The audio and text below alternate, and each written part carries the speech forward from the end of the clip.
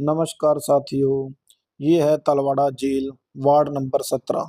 और गली कच्ची होने की वजह से आज सच में ये झील बन चुकी है और ये नाकामी पंच, सरपंच और प्रशासन की है। हमारा निवेदन है सरपंच साहब और सेक्रेटरी साहब और वीडियो साहब से कि हमारी इस गली का जल्द से जल्द कोई ना कोई समाधान किया जाए। आप सबसे भी रिक्वेस्ट है, आप इस वीडियो को इतना शेयर करें ताकि प्रशासन तक पहुंचे और हमारा गली का कोई समाधान हो।